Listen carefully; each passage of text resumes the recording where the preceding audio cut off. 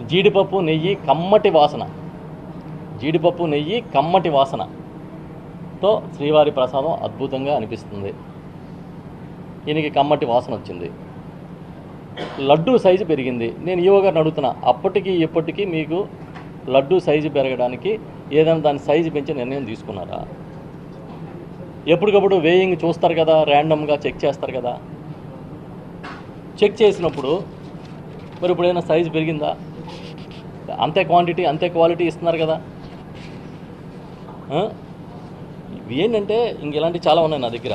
ఇప్పుడు చూస్తుంటే మీకు ఎంతసేపు ప్రచారంతో ఏదో వెంకటేశ్వర స్వామి మీద భక్తి కాదు, ప్రచారంతో దీని నుంచి లబ్ధి పొందాలనే ఆత్రం తప్ప, లేకపోతే లడ్డూలో ఏదో జరిగిపోయింది మేమేదో హిందూ సమాజాన్ని సంస్కరిస్తున్నాము లేకపోతే మేమేదో కాపాడుతున్నాం అని చెప్పాలనే ప్రయత్నమే తప్ప ఇంకేమైనా ఉందా దీంట్లో?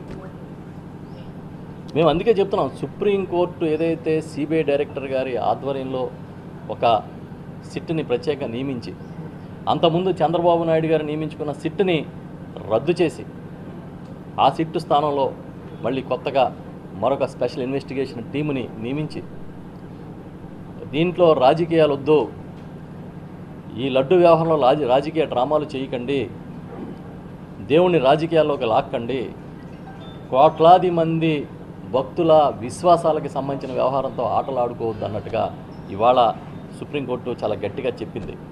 కాబట్టి ఈ విచారణ నిష్పక్షపాతంగా చేసి దీంట్లో నిజానిజాలు నిగ్గు తేల్చండి.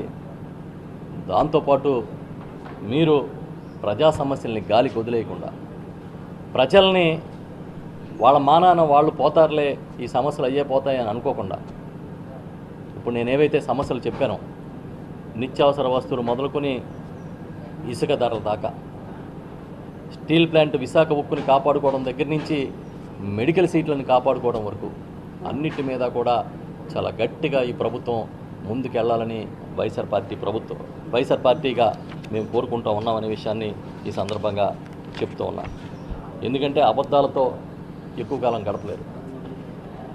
రోజుకొక అబద్ధాన్ని సృష్టించి దానికి రెక్కలు తొడిగి వదిలేస్తే అది అలా ఎగురుకుంటూ మొత్తం ప్రపంచాన్ని చుట్టూ వస్తుంది. ఈ లోపల మన పని మనం చేసుకుంటామంటే సాధ్యం కాదు. అందుకే చెప్తున్నాం, ఆంధ్రప్రదేశ్లో ప్రధానమైన సమస్యలు చాలా ఉన్నాయి. లడ్డు కల్తీ నిగ్గు తేల్చడంతో పాటు వాటి మీద కూడా దృష్టి పెట్టమని ఈ సందర్భంగా చెప్తాం. మద్యం పాలసీ కూడా మార్చారు. 15,000 మంది ఉద్యోగాలు తీసేశారు. ఇప్పుడు మద్యం ధరలు తగ్గించి మేము చాలా గొప్పగా చేసామని చెప్తున్నారు. నిత్యావసర వస్తువుల ధరలు పెరుగుతూ ఉన్నాయి, మద్యం ధరలు తగ్గించడం విజయంగా ప్రభుత్వం చెప్పుకుంటుందంటేనే మనకు అర్థమవుతుంది.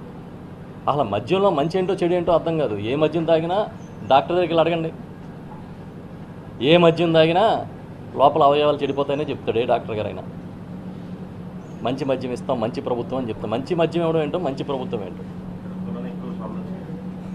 అదే ఇప్పుడు పవిత్రతను కాపాడుతాం, ధర్మాన్ని కాపాడుతాం అని చెప్తారు. ఇప్పుడు తిరుపతి పుణ్యక్షేత్రం, తిరుపతి పవిత్రమైన ప్రాంతం, అత్యధికమైన షాపులు అక్కడే నెలకొల్పుతున్నారు. చూస్తున్నారు, ప్రజలు అన్నింటినీ గమనిస్తారు.